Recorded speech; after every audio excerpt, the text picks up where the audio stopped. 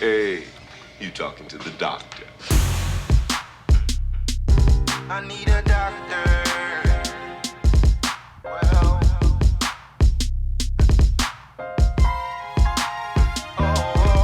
it's Doc P on the line. I need a Doc P on the line. Listen.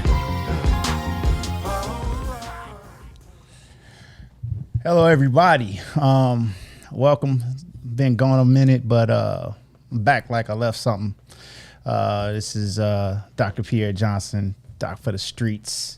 Podcast is back. I know I took a couple weeks off, but I'm back. And I brought a special guest on, kind of switching up just a little bit. We talk about medicine a lot, but I wanted to bring a different flavor this week. And bring on a guest that will not only talk about what's going on in the world, but also talk about, women's health and stuff. You got to keep some medicine aspect in it. But my good friend, the lovely, beautiful host of her own show, Miss Samantha Thomas. Hello, ma'am. Chill. What's going on? What's going on? Happy back to the podcast day. I'm happy to be a part of the return. It's been a couple weeks. It hasn't been long, Yeah. It's been busy, man. I got, my kids are graduating 8th grade, driving me nuts. My kids both play sports, softball, baseball. I'm just operating, seeing patients, talking, and then sitting in baseball games all day. That's my whole life right now. Well, that's not a bad thing. I mean, you're not just busy, but you're productive. Yeah. It's always good to be productive. Some folks just busy out here, ain't got nothing happening. You productively busy. I guess so. Sometimes it don't feel like that, but it's hey, I'm doing God's work. My reward is in heaven, I guess.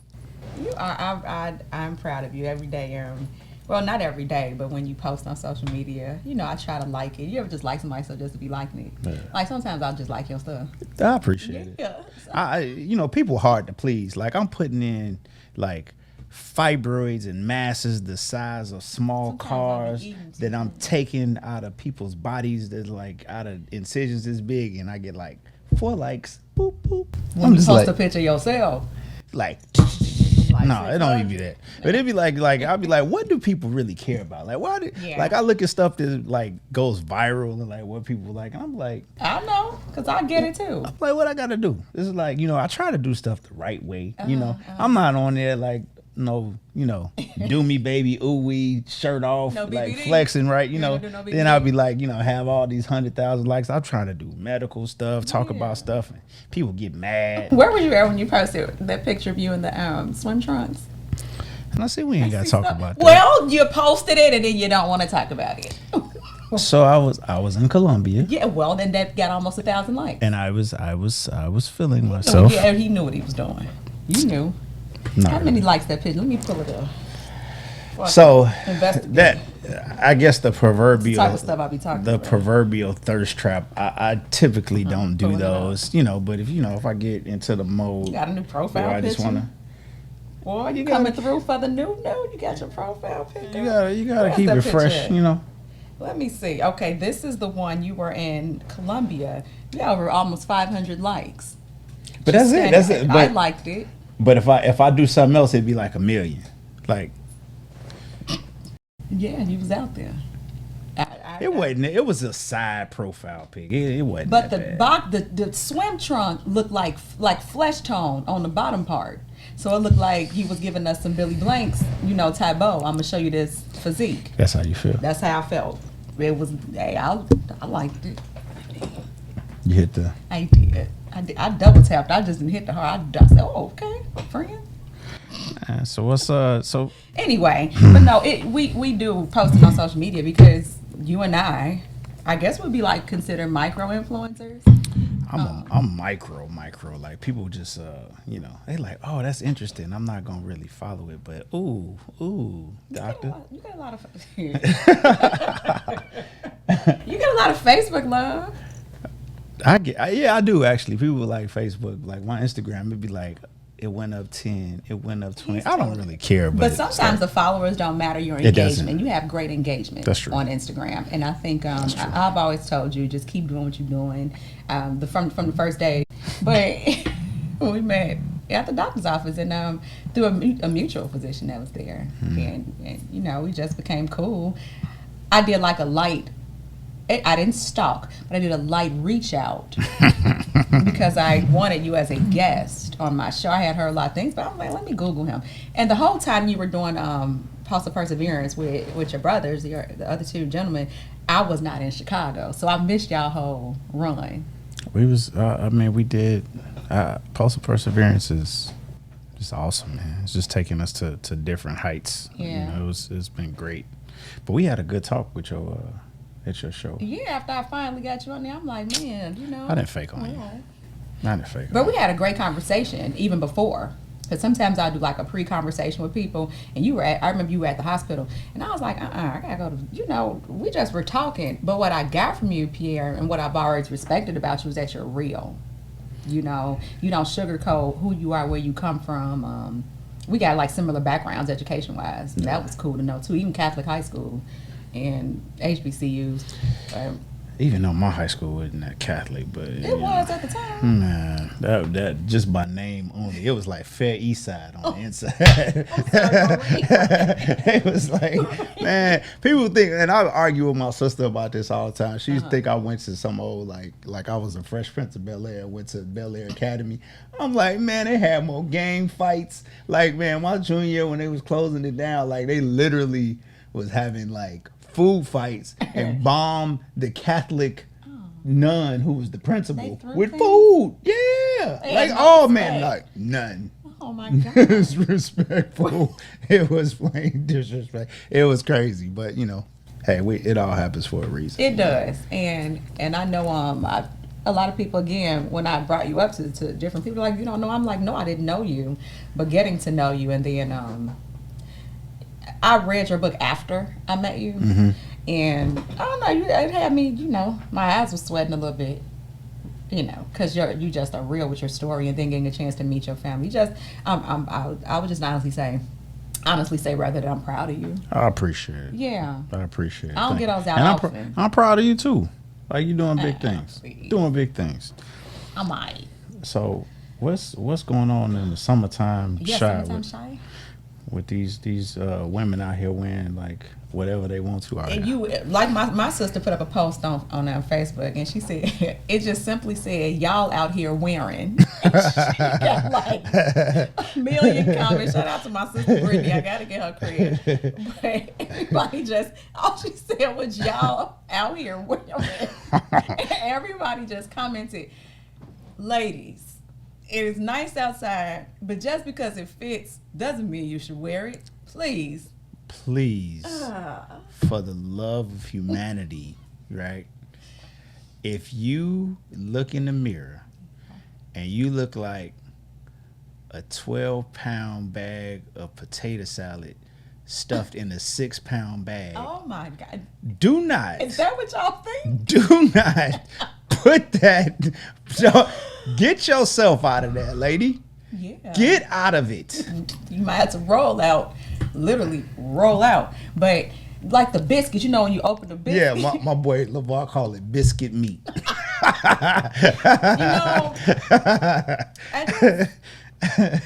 I really wish as women, and I'm a sister, so I'll speak, and we got to take better care of our health. And Agree. a lot of us don't work out, and Facts. we want to do the excuse majority of y'all wearing weave, like, so stop playing, like, and just put it up in a pony and do what you gotta do. The hair is no longer an excuse. The pandemic is no longer an excuse for why you're gain weight. Work out. Like, and I think that a lot of women, even some of the men, y'all got these Cavassier chests and beer bellies out here. Everything. I refuse. I refuse. But, fellas, y'all not exempt either from working out or taking care of your health. I just think that some of the outfits that I see, do y'all like this? Like the tight all the time? So See, it's a tight. yeah, it's a misconception. Like I tell like women all the time, you know, and y'all really don't believe it. Like a lot of the stuff y'all care about, we don't really care about this stuff. Like y'all go around and y'all get like these like gorilla glue eyelashes, you know, that just, you know, just hitting your sunglasses and hitting your forehead, and like we don't really like all that. Okay. Like, I mean, it's not, I mean, I wouldn't say we don't necessarily like it, but nobody really pays attention to that. But y'all put a lot of stock in the things that, you know, really don't matter. Put more care into your pedicures, your manicures, your teeth, for Christ's sakes, your teeth. Okay. Like things that matter, you know, those things are things that guys look at more so. Like, I think women put like a stock, you know, a ton of stock on like hair, like, and this is real talk. Like, I like the weave. I think women can be more naturalistic, honestly. I mean, I think then that our westernized society has made beauty a different standard, and that standard is not black. You know, that standard has a lot of, you know, westernized European thoughts. I mean, and just ideals, where it's like, you know, I think that we could do, you know, more things with our own natural hair, with our own, you know, natural skin tones. Like, I think that, you know, those things need to start becoming more beautiful and more widely accepted, because like I say, you know, and I just, you know, did this post earlier just talking about, you know, changing the perception of what people think success is. You know, I think, you know, our perception of success is skewed to what, you know, what westernized society feels is not black. And so we have to change that mentality. With that being said, we need to change the mentality of what beauty is. So why can't a woman with her natural hair and be? Now, I'm not saying, look, roll out of bed. You could get it, but I'm saying, look, right. Look, you could, you know, you could do certain things to make it look nice, but you don't have to wear, you know, all these bundles. And you don't like the speed bump when you run your fingers through it. Speed bump. Nah, I just don't think that it's like a lot of stuff is just necessary. Like, some of it looks nice sometimes, but I think, you know, women would be more comfortable if they just kind of, you know, if we start, and it's not just women, because pretty much we're conforming to what I think westernized norms or ideals have kind of brainwashed us to think. And if we start to change that narrative, then it becomes more normal. Because like, it's like women go through so much, black women go through so much to fit this category of beauty that it's like you can't even be comfortable. Like you can't get in the water. You know, you going on vacation and you dry as a bone. Everybody in the water, and you out here damn near in a whole bodysuit. Not true. You gotta get braids, but I don't think that men do a good job at telling us what y'all don't like. Sometimes. I mean, because we don't care. But, like, and really, honestly, it doesn't. But you do care. You just said you like us natural. Just tell us. I think no, it's not so much that.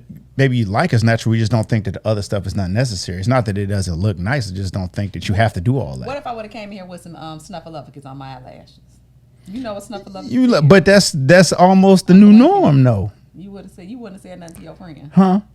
You wouldn't have said nothing. If you like it, I love it. Like, I'm gonna let you do what you do. You know, but you know, I don't necessarily think you need to do that, man. Like, that's what you're doing. When I go to listen, every time I walk into the office, into the patient's room, and it's a new patient, it is almost like a Cracker Jack box. It's like, what am I going to see today? Like, what new thing is going to be behind these closed doors that this woman is going to have? Keep me out your room. And then, let me stop. Please. Let me cool out. Yeah. Let me cool out. And then it's like, you know, then they get on the thing and be like, oh, he's single. Oh, wait a minute. we got the follow-up visit. Boy, I'll be going and they'll be like, prom. I'll be like, what are we doing out here? They got to lay it out for you. Lay it out. Somebody who shall remain nameless sent me a letter. They had recommended you as their doctor, and it's a friend of mine. She said, girl, I don't know. I said, well, go see him. Don't you know him? I said, well, it's girl. Go. I'm not. They gonna remain nameless. But they was like excited, but at the same time scared. Pierre, you be in there getting prom dates and stuff. I mean, it's interesting. I say all that to say I kid, but I say like literally, like women just we have to change the face of what beauty is. Yeah. It just is. I just wish I would tell us. I don't think men are honest enough with us. I don't think you all are honest enough. I think you need to tell some of the women to go to the gym.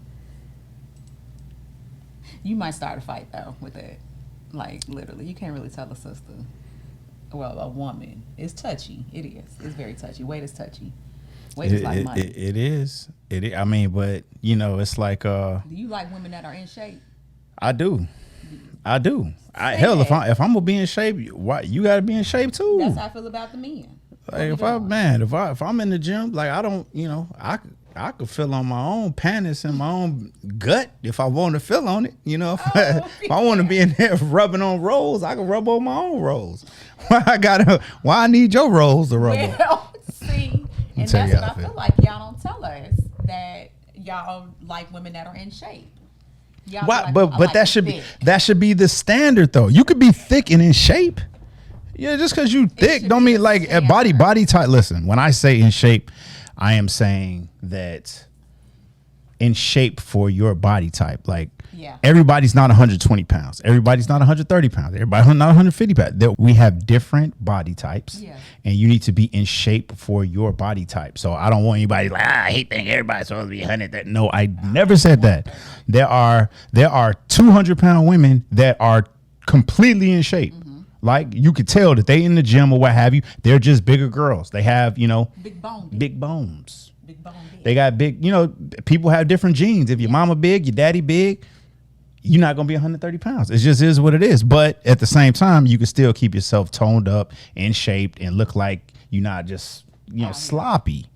And that's all I ask. Like, just have that same, care about your own, personal, Yeah, I mean, I agree with that. I just honestly, I guess that's where I don't want to think I'm fat shaming because I'm not fat shaming. I am keeping it real. I just think that we need to take better care of our health. And I always say, I just want to see people live. I want to see my black people live. And we can't keep talking about diabetes and hypertension when we're eating every plate of Harold's every last pass, or you're at every family barbecue, but you're making happy plates. And you know what a happy plate is? Man, it's clean. When you clean or when you go in there, like if you bring in Tupperware to the gathering, like you got your age with Tupperware, right? Oh, I got Tupperware. That's good. Absolutely. See, you about to get somebody stalking you, a man with Tupperware. Hey. Pierre, Dr. Pierre Johnson. Let me quit. So yeah, you bring the Tupperware. What were you saying? Then you have a problem that you need addressed. You should not be bringing, getting side plates and 8, 9, 10 plates, leaving somebody's crib. That's eating just off of it for the week. Just trifling. Well, trifling. But no, again, I just really want black people to take better care of their health because hey, we gotta live. Speaking of living, Chicago, we here. And even before you go finish that point, like let me tell y'all something. Cause I promise, like, and I've been talking about this, just COVID and all this health stuff or whatever. And I'm just about tired of trolls trolling me about. Trolls you now? They don't really, cause I'm with the smoke, so they see that I'm not just. Good. I'm not one of them punk ass doctors. Oh. This is you gonna we can curse. say, we can curse this. Okay. This is what it is. So I'm not one of these punk ass doctors that you're going to be on. Social media just talking crazy. You study the white man's medicine. You're a coon and you're all this like. Oh, you been a coon? Kiss my ass. Like really, real talk. Like before you say anything about me or a black doctor, like study their social media. Look behind, what they've done, their life or what have you. 99% of black doctors are in it to help black folks. Like it just is what it is. That's what we do. But. Anytime something like the pandemic or something comes up and it's like, we're trying to tell people stuff about their health. It's like, you don't know shit. Like you just out here trying to kill people. Like, how many DMs and stuff I get with that, man. But I'm for all the smoke. I answer it all. You be responding to your DMs? All of it. You come in there talking, you gonna get it. You didn't respond to my DM. Get out of here. Shut up. No, I'm kidding. Talk. But no, I'm serious. You didn't. But anyway, speaking of COVID and these vaccines, why? I refuse to. Why don't people want to get this vaccine? And it's majority of us. Cause they crazy. I mean, no. Let me stop. For y'all, pause before y'all try to come for me. Yeah, 'cause they gonna So say something. it's not that people are crazy. There is, and right now I'm reading a book called Medical Apartheid. Like I'm reading it again, actually. But if you read it and you read books like it and you understand the history of medicine and you understand how, our grandparents, our great grandparents, our great great grandparents were basically used as guinea pigs through this country's histories. Like I'm reading stuff about J. Marion Sims, who is the father of gynecology, of how he just literally had people holding black women down and performing these morbid, brutally horrible surgeries, like fixing vaginal fistulas and like doing things on women. And that's how we have modern information. But when you have those stories passed down from generation to generation, and even the present time, it's not like it just goes away somewhere. Right. So those stories are inherent in the bias of medicine to black people is inherent. Like it is real. So when I say things like, people are crazy, I really don't mean that. I mean that we have a very natural skepticism, and that's right. we should be skeptical about every damn thing. Right. There are conspiracies against our health. Like I make no qualms about that. I think that there are things that are set up for us to fail and to bring down our health. But with that being said, like we have to start trusting our leaders more. I agree. It's like, I say this all the time, like civil rights, we made the most strides that we have made ever in history in our 400-year inception. Like as black people here in this country, our biggest strides were made between the end of the 50s to the early 70s. I think that's when we made our biggest. Let me ask you a question. I always want to ask you this: would you have been a Black Panther? Absolutely, a trillion. So they'd have killed me like Fred Hampton. I'd have been dead, gone in the sleep. Oh, I'd have been So you guaranteed. I'd have been killed as a Black Panther. I would have been. They would have caught me like Chicken George, cut off my feet, my genitals, and everything else. Oh man, they'd have cut me up. So I'd have been done, hanging off a tree, gone. Goodbye. I'm not for it. I think God knew where to put certain people. Absolutely. I'd have been in the middle passage. I'd be with the fish. I know in the fish. I'd be gone. Marching. But you know what I like about the marchers back then in the Martin Luther King era? They were sharp. They came out there with their steppers on and trench coats. We could just come out. But they came out with trench coats and steppers ready to get this done. So you couldn't really... Yeah, of course they got synced with the dogs and all that kind of stuff, which just bothers me to this day. Mm-hmm. But they represented Black people very well back then. Not saying the people that do that out there now, because I respect everybody out there marching, but I just like the way they presented themselves back then. I mean, not only how they presented themselves, like it was ride or die. It was like, it's not going to be a few of us. We all about to go out here and protest. Kids, adults, or what have you. It's going to be a million deep. They arrest us. Like, I looked at some of these riots, like Selma and some of these other cities where it was like they come out there, they arrest everybody, and they didn't have enough jails to put everybody in, because once they got out, they come right back out. They had to make changes because we forced them to make change. And now it's like, we just don't have enough of a sense of urgency, a sense of togetherness as Black people, as Black folks. My problem, and I had a real issue last week, Dr. Pierre, when they signed this Asian hate crime bill. Why we ain't got nothing?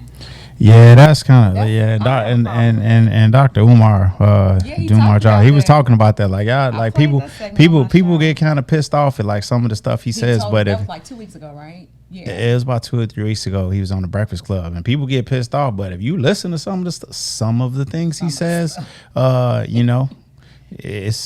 he got a point. He has a point. Like, you know, we have to make our Democratic politicians, and I don't get into the Democratic Republican thing, but you know, if we, it's a spade of spade. Like if they giving everybody else they stakes at the table, like why can't we have some? Everybody, the George Floyd bill is sitting. Yeah, it is sitting. Yeah, but the Asians, I don't wish nothing on nobody, but we've been getting stuff happening to us for hundreds of years. Correct. We have PTSD, post-traumatic slave disorder, still as black people in the way we operate, and a bill gets like it's a law for Asians. Yeah. For stuff that's happening to us. Yeah.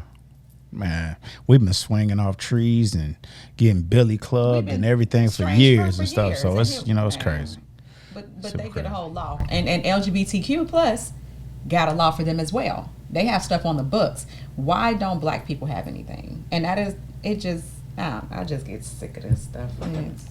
So, anyway. All right. So we both are on the wrong side of 40. We on the right side.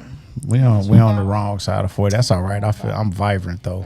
That's how I feel. My body not agreeing with me right now, What's but wrong? I'm still like, oh man, everything's Your hurting. knees.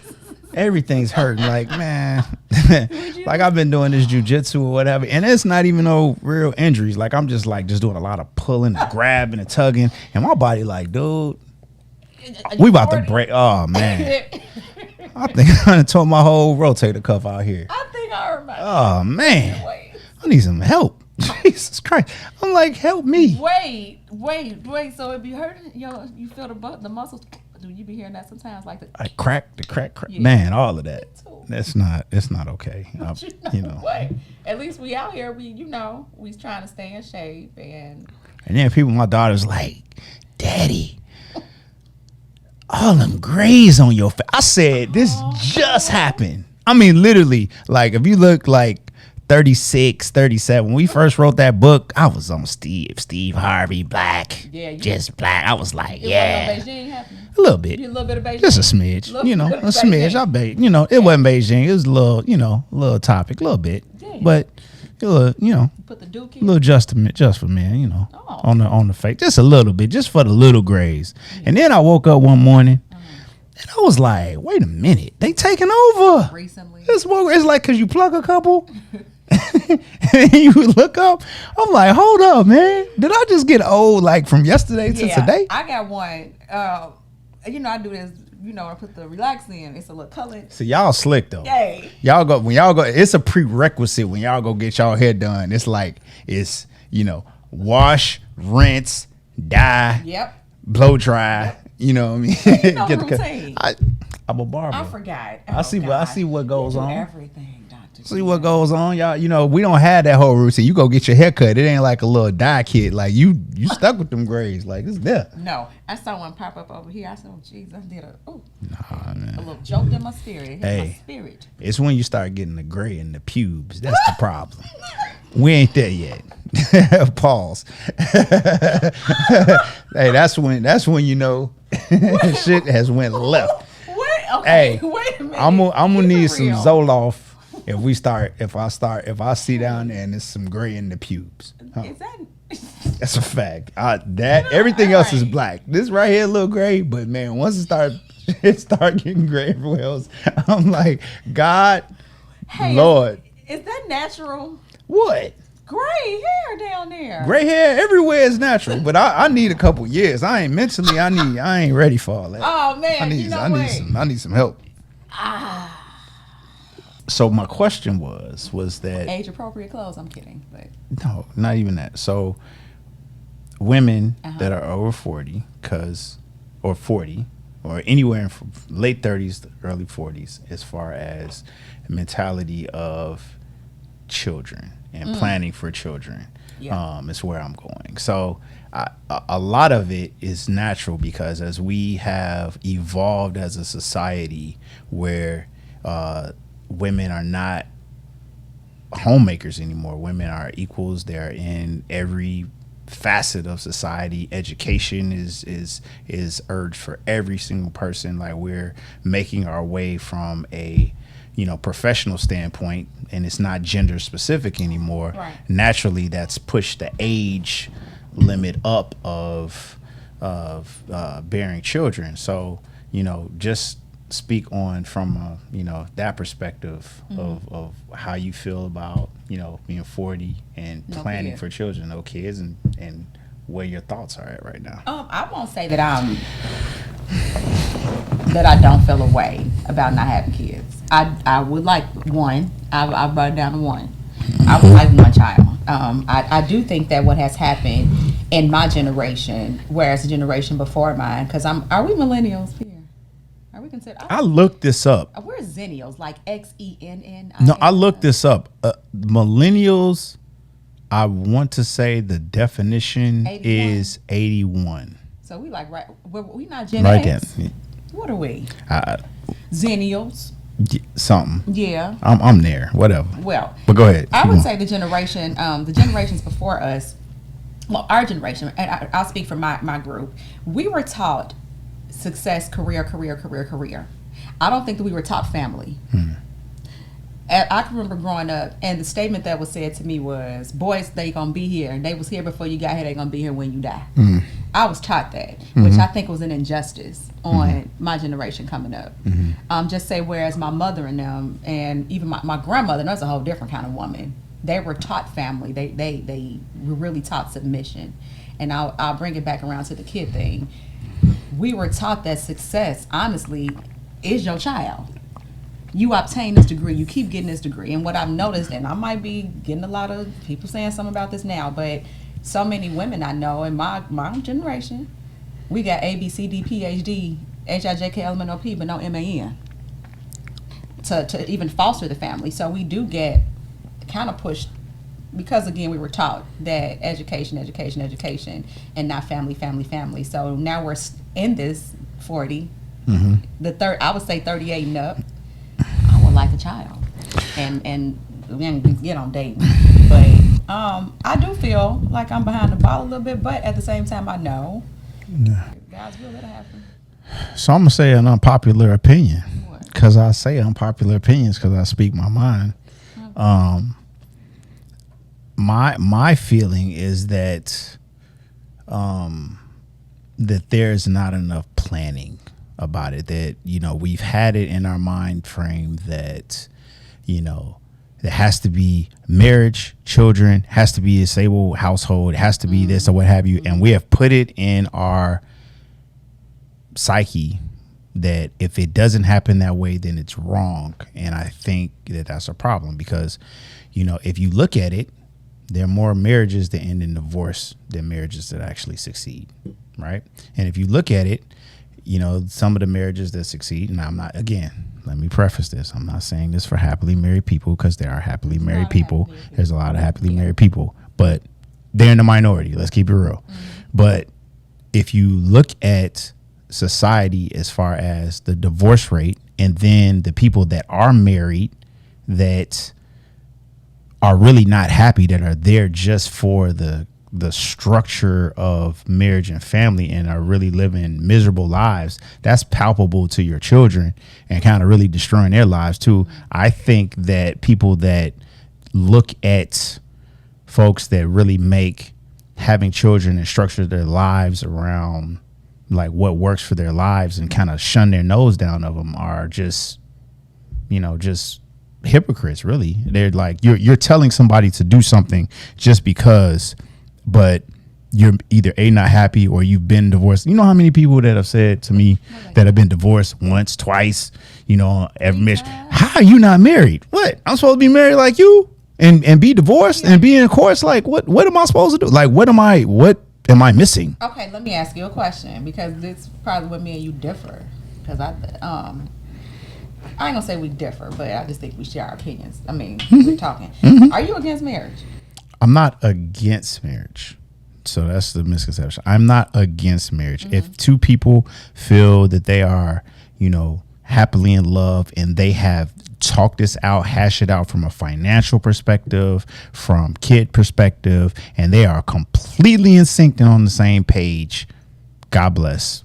Holy matrimony. Just ain't found that. The problem is that a lot of times that is not the case. Yeah. A lot of times it's like, I love you. I love you. We will have nice children. Everything will be great. Let's go ahead and get married. And it's like, no, let's put all this money into this wedding reception, pay all this money and whatever. And it's just not there. And you've made it because that's the westernized norm, is to get married, have kids, and do everything well. So whereas, what's the Midwestern norm? Midwestern. It's like it's like, what's wrong with somebody saying, look, I want children, and if this person wants children, if we are compatible, we can be together or what have you, but we don't necessarily have to get married. Let's make a decision to have a child and raise said child and be happy with that child. If we're not together, we have a agreement where we raise this child. But is that kind of separating the black family, though? You don't necessarily have to be in the same house. Why do you have to be in the same house? If you're on the same page and you're moving in the same agenda and you're raising a productive citizen of society and pouring into that productive citizen of society, I would much rather have that than somebody who is in the same household, don't sleep in the same bed, argue every 5 minutes, and then have a kid that is looking at all of this and he or she is not going to be a productive member of society. That sounds like a whole personal situation. No, it's facts. It's fact. You know how many unhappy marriages? How many unhappy marriages do you know? I mean, I know a few. You know several. You know several. How many weddings have you? You're going into it with bad faith. How many weddings have you been to where either A, they ended the divorce, or B, you had to listen to your girl talk about how bad it is every day? A lot. I rest my case. I don't think you rest your case. I promise you. I believe in marriage, and I believe. I'm not saying I don't agree with marriage, but who benefits from marriage the most? Nope. The government. The government, the IRS. The government, the court system, lawyers, jewelers. Not the jeweler. Absolutely. You paying $30, $40, $50, $60,000 for these rings. You think jewelers are not benefiting from that? Yes. Looking at it like that though. Because it's facts. It's fact. It's just, listen. I look at things very objectively. I look at things very objectively. I don't fit in any societal norms. Everything that I talk about, I just don't fit into. Just because you say it does not mean that I'm not going to think about it. Like, I have to think about it objectively, and I'm objectively thinking about it. Like, you object to marriage. I'm not objecting to marriage. If it works, God bless, but don't fit a square peg in a round hole. Okay, Pierre. Everybody, listen. Love my grandparents to death. God bless their soul. I love them. I have them tattooed on my body. Eva Johnson, Otis Johnson were some of the best living people that sound like some love. Ever in life, right? I will go to my grave with my grandparents in my heart. Love them, miss them to death. Would give every dollar I have to have 5 minutes with both of them. But when I was a kid, they lived in separate bedrooms. They live in separate bedrooms. They was not happy. They weren't happy. They had kids and they kind of stayed together for the construct of their children. They weren't really happy. So then they got older, and then they broke away and they broke apart. I mean, they were still friends or whatever. It's not like they hated each other, but they had to stick in that because that's what they, were taught to do, Pierre, for better or worse. Okay, now I get that. So this is something that you saw growing up. It's not deep rooted. How many families are like that though? How many families do you see like that? You my grandmother and grandfather do this. Absolutely. One live in the basement, one live upstairs. But they married though. Anyway. But they married. That's what they said. But they married though. What's wrong with partnership? Absolutely. That's what I'm talking about. In the house together. But you're not happy. I'm not. I don't know what. Look, I'm gonna say that. Who hurt you? Ain't nobody hurt me. Who hurt him? Ain't nobody hurt me. Who hurt you, Pierre? Who tell you something. Did it, Pierre? Let me tell you something. Who did it? I raised my kids myself.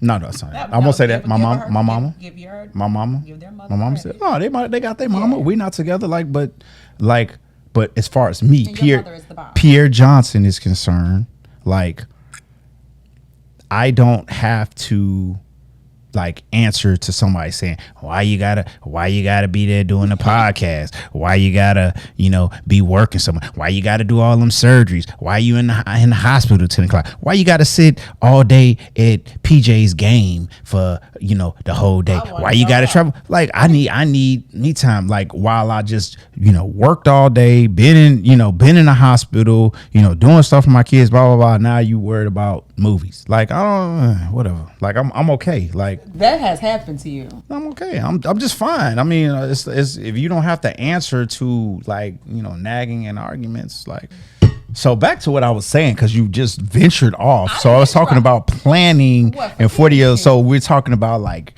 freezing eggs, planning children. If you don't get married, like what do you do? Like if you don't find a man, like the clock is ticking, like what is your thought process? What is your plan at 40? So this is the misconception. So people hear advanced maternal age. So AMA is at 35 years old. Why did they say AMA is at 35 years old? Because if you look at statistically, when the age where there is a significant decline in the fecundability rate or the ability to get pregnant, that's where you see the first steep drop off at 35, and it continues to dwindle after 35. But with that being said, fecundability, ability to get pregnant per month. But with that being said, I deliver 41, 42, 43, 44, 45-year-old women every day. So it's not to say that you cannot get pregnant, that you can't get pregnant at, past 35. But it is to say that you have to be very cognizant about there being a egg quality decline after that. So, for women that are in their late 30s, there's no real true age, 37, 38, or early 40s. Right. What you need to do is you definitely need to, one, see what your egg quality looks like. To see, it's a hormone called AMH, so your anti-Müllerian hormone, right? And then look at your other hormones. That's the most important one. But other hormones like your estradiol, FSH, progesterone, like look at those levels to see where they're at, to see, one, egg quality, and to see, are you starting to decline? Are you starting to, inch towards menopause? So once you start looking at those things. Get the AMH. It's simple. You would do it as a script. You go to LabCorp or any other lab facility, and and you get it. And that number, it's a blood draw. It's a test. Oh, okay. So you get that test, and then you can see. So if you start to see that number is creeping below 1 or significantly below 1, you need to see somebody about that, because that is an indicator that you need to either A, have a significant plan, or B, start doing things to at least time stamp your place and time, so that as you age, your eggs don't age. So, freezing your eggs, that's where it becomes an option at that point. But my argument is, I hear a lot of, well, I ain't got no man, I ain't get married, I can't have no baby, whatever. You want a child, and that's okay. You can have a situation. Not a situation. That's a bad word. That's a bad word. Scratch that. You can have a adult agreement. An adult agreement with another, because trust me, it's men out here that would cut off one of their fingers to get out of their baby mama situation and get into a real agreement with somebody that wants children, that wants to parent. And, if something happens more than that, then something happens. But, to be able to parent a child and carry on your lineage, there are real men out here that are really wanting to do that. But, everybody's stuck on like, I got to have this man. I got to have, man, how many. I have learned to look beyond the surface these days. Honestly, I used to be so stuck on, he got to be brown and down. That was my thing. Brown and down. Man, 5'11" and up, baby. Boy, it's so brown many. And down. Right, it's so many. You brown. You have to be darker than you brown, so you fit it. You want like Nigerian, man, but you brown, so you was in the Mandingo. Yes. Tall, dark, handsome, and fine. But that's the problem. I'll stop doing that. That's the problem. It's so women do that a lot. It's we gotta have like, oh no, he 5'7". I can't. He can't wind up settling for nothing and a dog. And a cat. Anyway. Because yeah, you can't put them in a box. So see, it's like, that's how women have dudes they put in boxes, like put them in the friend zone. It's like whatever. And then you put friend zone too long, you 40, 41. It's like now he, looking younger than you. Yeah, he wants 34, 32. That's where men and women are different. Like we're different. You just have to, if people are being honest, we're different, right? You never gonna see a fat, out of shape, millionaire man with a bad wife. I've never seen it. Never. You're going, if you are a man and you got a bag, a big bag, you're not going to lose. You're not. Ever. You're just not going to lose. It just, and people are like, it ain't about the money. Show me a multi-million-dollar man with a horrible looking wife. Everybody's there. It's about the bag. That's at the end of the day. And how do you date? You say what? Like, how do you feel like men, like, okay, because us women, we are looking at the bag sometimes. I ain't gonna say we not. Now, I'm a big integrity person too, but you can't be broke. But I'm a big see, you heard that? You see that? Broke is what? What is broke? Oh, you gotta have some income, and you have to know how to manage your money. Please know how to manage your money. Man, that's not a lot of what women think about though. A lot, and I'm not saying everyone, because he said that. No, that's what they gonna say. That's what they gonna. Don't come at me. But how do you date? How does Pierre date? Or how do you think men date? Do you date for looks? Men date for looks. Most, not time out. Pause. Here we go. Pause. And when I don't say all to anything. An overwhelming majority of men are dating for phenotypical appearance, right? Mm-hmm. They want certain things from a woman from an aesthetic viewpoint, just like women. Like, you're not going to naturally get with somebody that you don't feel is aesthetically attractive. However, a woman will bypass though, right? I know many women in patience that will get with some dude that they have absolutely no interest in, or maybe not no interest in, but they're just like, he went. But if he has a bag, it takes him up from a 5 to an 8, and he's acceptable at that point. No bag and ugly. You don't see no ugly dude with no bag with a bad wife. It's just not gonna happen. Okay, so aesthetically not pleasing men, but they have financial means, can get a bad chick. No, it's not that. It's not they can. 100% out of 100%, it happens. 100. Show me one. I would love to see a man that earns over $500,000 a year with a bogus, busted woman. Somebody that he wasn't with starting off freshman year in high school. Ain't gonna happen. Ain't gonna happen. He go to whatever club in America, he can go whatever church in America, and he gonna get whoever he want to get. That's just the way that it works. Money talks. Money does talk, and I think that. But what a lot of us are presenting, because here's what I was saying. I might get flack for this. I don't know how much is gonna be edited, but I think there are lots of women out here, but not everybody is a lady. Facts, but it's not a lot of ladies out here. But it's not men keeping score about that though. See, y'all go for the looks, while we might go for the bag. No, I'm personally, I'm like, is a well-rounded individual. At the end of the day, like, my kids need to go to games. My kids need to, have somebody that's going to teach them and talk to them. And we need to have conversations and stuff at the end of the day too, whatever. So for me personally, I got my own bag. So I don't necessarily need you to be like some trophy or like whatever. I feel that I have more to offer than that. I'm not some ugly dude using my bag to get some bad woman. 5 minutes after you start talking, I know what you want. So if you are out to get, a personal come up or what have you, I see it. I'm so turned off by it. Like, we good. I'm so good. I don't care. I'm single because I choose to be single. Yeah, I'm single because I choose to be single. But y'all can go and get anything y'all want. We kind of more on a time. See, I knew he was going to always divert. It really is. But I understand what you're saying. So personally, I don't think you do need the money to get. Because I think you don't need the money. Your money. Talking about does me not define personally? you. Yeah. Oh yeah. Yeah. No, I don't. It doesn't. But once I'm sure you can tell what kind of female that you're dealing with when you're dealing with them immediately. I think, yeah, we just like real. Yeah. We like real. That's it. And I've run into that with guys too. Just they like here we go. They like the idea of me.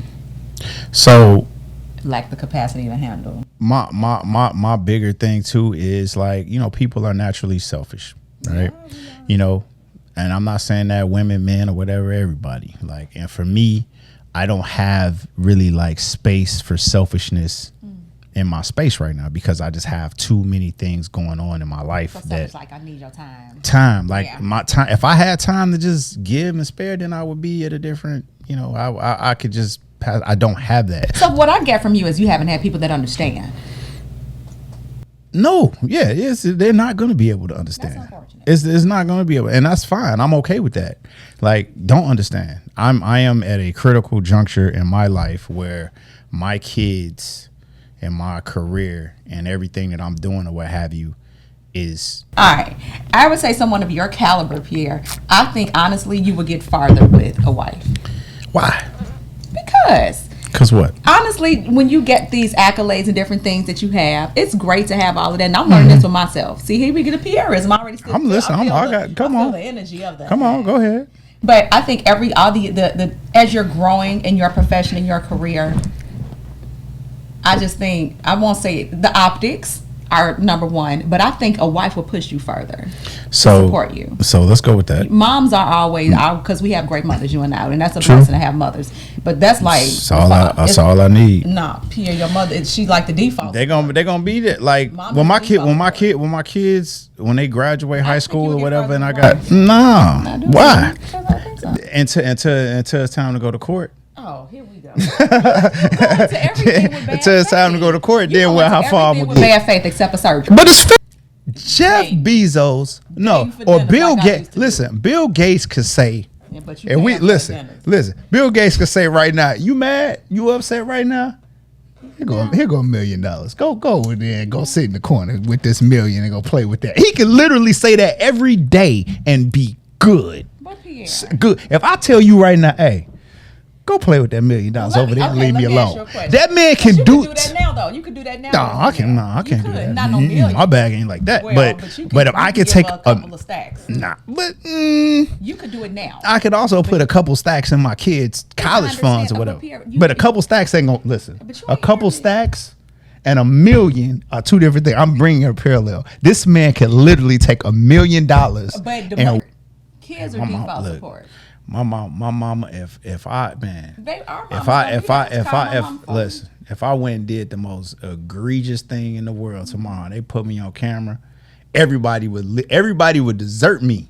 Everybody would desert me except one person, Adele Johnson. She gonna be right there. Marry Like somebody that's my. like your She mama. like, huh? Marry somebody Ain't like nobody your like my mama. mama. Ain't no. It's not bad faith. I mean, I'm sure that it's going to come a time where it's going to happen. Yeah, I get it. Or what have you. Say, oh, well, that's But- thank you, Pierre. But you know, not before I am what? completely.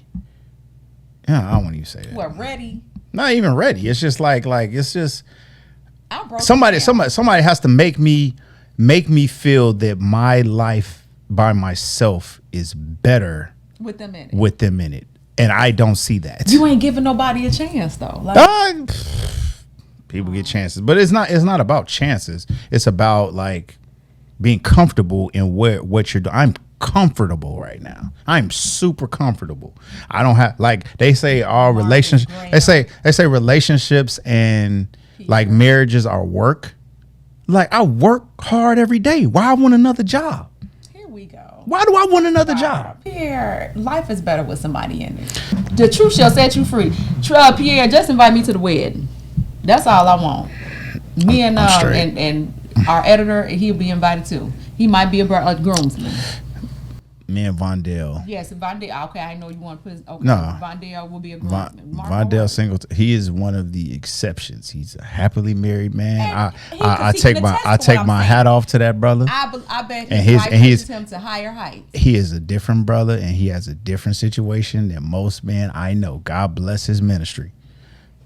God, So I when want God to bless when I your say ministry. that about him, he's one of the very few happily married. God bless him. I'm very You see how envious. cool he is, like Cool, so super cool, Yeah, super be cool, like, super cool. amped up He sometimes. found the winner.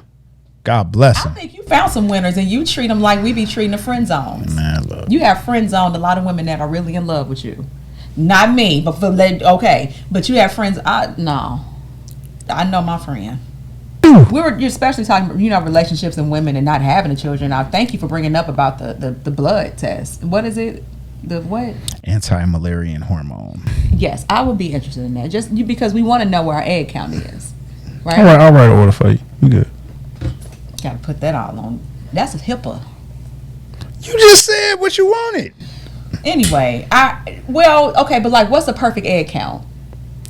It's not a perfect. It's just a number. Like you want to be over 1.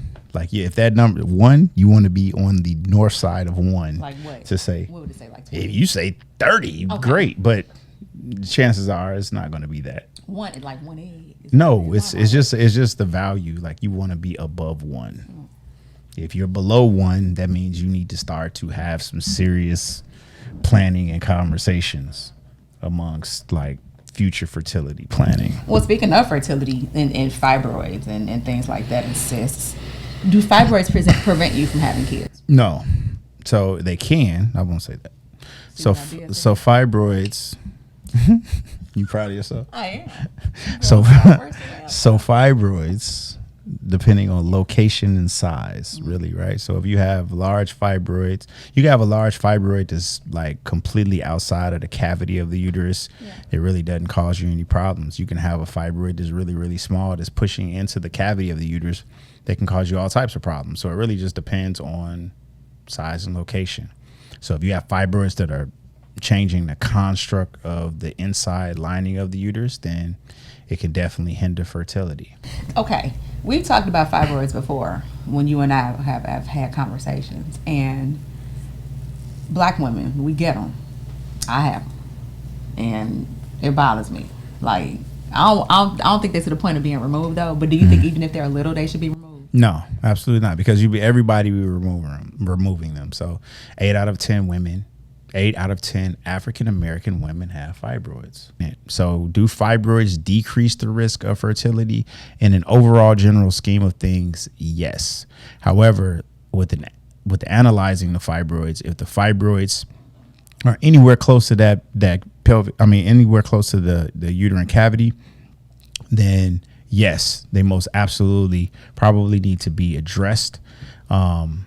But if you have fibroids that are not anywhere near their cavity, then looking at the egg quality is going to be extremely important, because it may not necessarily be fibroids why you are not having children or not getting pregnant. It may very well be because there may be other issues. So looking at semen count or sperm count rather. So getting a semen analysis is very important. Because 50% of infertility is actually male factor infertility. So looking at, the man actually being the problem with fertility is extremely important. Then you start looking at structures. All right. Are the fallopian tubes patent, or are they open? Is the cavity of the uterus normal? Is the flow of the, just as there's clean flow, nothing pushing or blocking or impeding the flow of sperm to through the fallopian tubes to fertilize the egg. All right. And then if all of those things are normal, then you start looking at the actual egg quality, right? So if the egg quality is poor, then you start to plan for, in vitro fertilization and those things. So I don't understand the concept. Like when I was like 10, 11, 12, 13 years old, if you wanted to torment me, tell me I had to stay in the house. Had to stay in the house. That was a torment. That was like terrible. The worst punishment in the world. My kids, like, they like they're older now, but when they were kids, like I had to push them to go outside, like get out of the house. They don't like to go outside. And that was what we did, was outside. Recess was like, I thought it should have been a class, but when we had recess as kids, And we were in the house Friday nights, and Saturday morning it was cartoons. You remember the MC Hammer cartoon? Hey, Hammer tried to make a comeback. Man, Hammer did. Hammer had the dog Kid and Play cartoon. You remember that? They supposed to be coming out with like LeBron bought the rights to House Party. They supposed to be trying to remake that. Is it gonna be the same now? Nah, can't do that. You can't do that again. Can't House Party was for what it was. Like School Days was what it was. John Witherspoon not with us no more. Like, yeah, you can't do that. Wasn't him and his wife with the police? I'm calling the Police, police. right? Yes, you do got some big ones over there. I'm just playing with the girl. Goddamn. Ooh, that was his wife. The same lady that was his wife in Boomerang. Oh my God, that looked like one of Marcus' girls. Absolutely. That looked like one of Pierre's girls. Let me quit playing. Pierre, I'm kidding with you. I'm kidding. Before you start getting these people. I know, I'm ammunition. kidding. I'm really kidding. But no, Boomerang is like a classic. They tried it with the TV show on BET. It's just certain. Nah, you can't do it. You can't do it. I think we're the last generation of a real childhood, though. Like before the phones. I agree. We're the bridge. I agree. We can do without cell phones because when we went to college, Pierre, we had calling cards. It's facts. You remember that? Facts. Yeah. We had like some of the first flip phones. No, it's facts. We were the first. My first cell phone was in 2000. Mine too. Yep, that was when they. I think came it out. either 99 or 2000.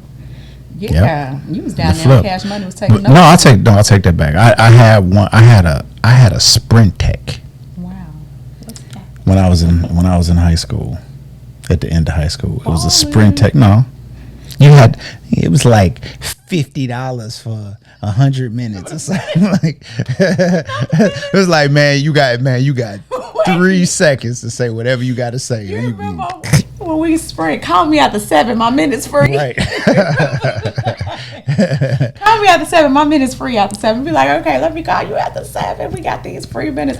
Yeah, we had calling cards though. We would buy them out the machines when I was a freshman and Call the crib. Call the crib on a calling card. Oh my gosh. So our generation, I think we can do without cell phones. We can do without them, but we've gotten used to them. But these people now, that's their life. Cell phones.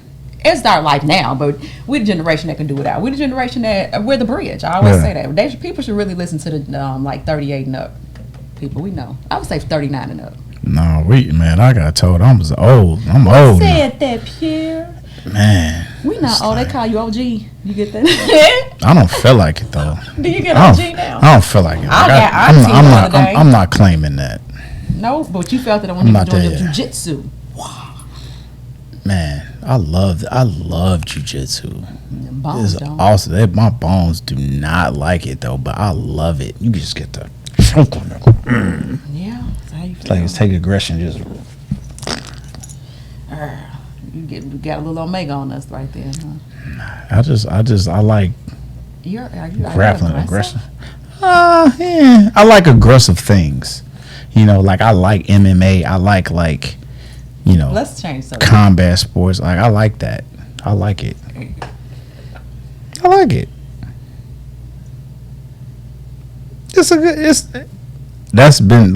I always wanted to do like jujitsu. I got into it. Too. I did that once too, but that's physical too. Yeah. Like it's like You like physical sports and activities. Yeah, I do. You're a man. I wasn't really a football. I like football, but I never really played football like that. But no, basketball is physical. Like it's competitive. I like competitive stuff. I like to be competitive. I'm doing my interpretations and all this kind of stuff. You remember that? Oh, right. Thank you for your interpretation. Well, no, I'm a lady. Like I like girly girl things, but I really have gotten into not fell off a little bit, but fitness. So I used to get up at 5 a.m. and do it, but I love to work out. I like. I don't know. I'm what you would call a round the way girl. I am. I've gotten a taste of finer things in life, but I ain't never forget where I come from. So let's talk about your these the Oprah Winfrey vibes you give off like this. I do. Yeah, you like. I think you're destined. Like you got a great thing on with the talk show vibe. I think you you need to be on the Oprah Winfrey The level. wavelength. Because it's like I look at a lot of interviews and stuff, and like people really can't carry conversations, and they're not really good. I think you're very talented at doing that. Multi-talented. You are very multi-talented. You know, Pierre, I will say this. I think what has happened in the world, because I won't say I approve that right there. Thank you for saying that. I don't want to be the next Oprah because I want to be the first Samantha. That's fine. And I say that to say Oprah had her time, and I think she was ahead of her time back in the 80s here in Chicago. Now, and shout out to the people who've inspired me, the Diane Burns. You remember Diane Burns? Mm-hmm. Yeah. Robin Robinson. Yeah. Robin Robinson. Robin Roberts is Good Morning America. All of these amazing women. Now Melody Span Cooper, who is my current boss. But I will say she inspires me as well on the radio side. I never thought I would go into radio, but what I've done with VON, where I'm at, WVON, shout out to them. I think everywhere you go, you leave a legacy. Mm-hmm. And so I've helped them implement a social media strategy where I got hired during the pandemic. And I'm like, okay, radio is cool, but people want to see you. Mm-hmm. And I helped them to get to that point with doing more things social. So I will say, Pierre, I think what we need to do now is embrace that things are different. Mm-hmm. Of course, I would love a TV talk show, but creating content, like that's why I'm proud of you with what you're doing. It's the wave, and you got to go with what the wave is. And well, I ain't too proud to be the next one. I would love to be the next Black Sanjay Gupta. You will be. You know, look at me, people. Right? I want to that like listen, that dude, he is lightweight my idol. Like ultimately that's what I want to do. I want to be able to practice medicine how I want to, but be on TV, all the rest, like educating people and like, I really, somebody Black doing that. No, man. Like I feel that my realism and like me as a person is going to close a lot of doors for me, I think. Just because I just think that like there has to be too much conformity, if you will, to societal norms. Yeah. So I think, I probably will be in a lane for whatever, but if somebody ever is like, look, this dude is unique, he's different, let's create a lane for him to be in, I think that would be dope. But I don't necessarily think that I don't know what type of lane that would be in, because it's just like networks and stuff, they want like what they want. They want normal. I'm not normal. So I say this to say, and I thank you for sending me the Oprah vibes. I always said when I met you, I think we have to really, people always say you got to pull each other up. I know, and they know, I think when I know when the door opens, and if it opens for you first, if it opens for me first, how Oprah brought up Dr. Oz. I call you Dr. Oz. I know you like Sanjay Gupta, but Dr. Oz got the show. He got that bag. Yeah, that's where I see you. Just somebody. Oprah brought him on, Yeah. She did the Dr. Man, Oprah. No, I'm your Oprah. We gonna do it. Watch. About 2 minutes. Man. Watch. Now I don't know. Whatever God says, but I think Pierre, we're on our path. We're on our path. And I thank you for saying I know how to carry conversations. I think I had a good one with you tonight. You was alright. I think this was good. Yeah, this was fun. We gotta do this again. I do have more questions about we could talk more about women's health and fibroids, because a lot of us don't talk about those things, but this is just the beginning, and I think just staying on your path and anything I can do to help and support you, I think you're doing good. You are in the lane that you're supposed to be in. And I appreciate that, man. I appreciate it. So tell me, so tell all the folks where they can find you and, all your social media and what's going on. Every Monday through Thursday, I am on WVON, which is 1690 AM in Chicago. However, you can listen to me nationally on the iHeartRadio app. It is iHeartRadio. You can go on there, type in WVON, and you can find me there. But the best way to find me, Pierre, the best way to find me. You know what that is. On IG. My Instagram is Talk to Samantha. It is Talk, the number 2. Don't be putting in T.O. time about I can't find her, she ain't legit. No, it's Talk to Samantha. Or if you go on his page under followers, you might see I liked a couple of pictures and stuff. But Talk to Samantha is my handle. Also on Facebook. I have a Facebook fan page now. Yeah, I got like almost 200 followers. I got my little fan. I got my fan page. Where I messed up on Facebook was like my regular page was, had over the 5,000. It's been like that for years. But then when I started, I started the Pulse of Perseverance page through mine, so I could not link my personal page over to like my new like Doc for the Streets page, like the Pierre Johnson MD. So I could not take all of my followers over. So I basically had to start from scratch. On your Dr. P. On my like, well, it's not even. It's like Pierre Johnson MD's yeah, that's what I page. follow for. I just became your Facebook page. Yeah, so I'm just like, now I'm just like, I'm not posting anymore on my regular page, and just like, look, if you want to follow me, like, go to the fan page or whatever, because like that's really where all my content and stuff is, where I'm trying to build. But like, I probably got like, I don't even know, like I have like thousands of people that have requested, but I can't like accept the request because it counts off. Whatever, it's not a big deal. I'm not even an Instagram fan. I'm not even that fan. When I get on these certain little pages, they be like, this old quack coon doctor, whatever. Why They do you be keep saying that? Man, these people crazy out here. Like, they are crazy. The more I try to help folks, man, they be tripping. Don't grow weary and well doing. In due season, you will.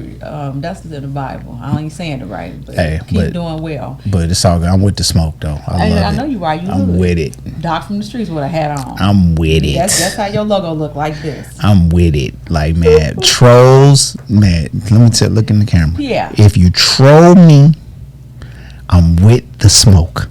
All of it. Like, I do not take pop shots from trolls. I just don't. I will walk out of a surgery to check and to see if a troll says so. It's bad. I'm so bad. I'm trying to get like you with putting people. I put stuff on. I can't, man. I'm better than that. I'm bigger than that. My best friend tell me all of that. I mean, he tell me like, why are you talking to these people? Why you stoop so low? It's just, but I just have this element of just, they gotta know how you feel. IDGAF in me that I'm with it. Pierre, it's sad to say. Stop it. My mama said we acted like, Lord Jesus. Sometimes I get like that too. I'm trying to work in Jesus' name, Lord. Yeah, touch my friend's spirit. The IDGAF, take it away, Lord. I'm praying for you. I can't. I'm gonna get better though. The older I get, I'll get better. Get to you, because you have places to go. It's facts. And they can't. Every now and again, let somebody know. But no, it's just, you know what really bothers me? It's not really when they talk crazy. It's like when you try to, like, get educated and talk stupid to me. Call me for some prayer if you need it. It's just like don't get it twisted. Even though I talk crazy or whatever, I am very well read. Like, I am educated. Like, don't try to do that. Like, I will let you know about your life. Yeah, don't come for me. Don't come for me at all. They get educated like on In Living Color with a philosophical. Yeah, they sound. And the brother man, you remember that? It's horrible. And the perennial and the. They do. It gets disgusting on IG. Like, with some of these trolls, it bothers my soul. I was about to say some stuff. Anyway. And the stethoscope of the personification. They do all of that. But thank you guys for tuning in. All right. Thank you guys for tuning in. So this is wrapping it up. Another edition. Thank you for having me. Thank you, Miss Samantha Thomas, for coming on and sharing your talents with the Doc for the Streets podcast. We, where we here try to educate, and we try to tell you what's going on in common life among black folks and amongst the world. But again, I will be much more consistent with dropping at least once a week, or at least once every 2 weeks. Let's go out and sing a theme song from the show. Oh, I got it. It's coming up. I got my own theme music. I'm like Shaft. I know you got a theme song, but I want from Mr. Michael Logic. I got this. I knew you was gonna do the theme song. I'm talking about just from Channel 7. You can still play your Doc from just me and you. Laura sound like lady. Oh man. But thank you guys for tuning in. I'm out. But you can pull this off, right? Hey, you talking to the doctor.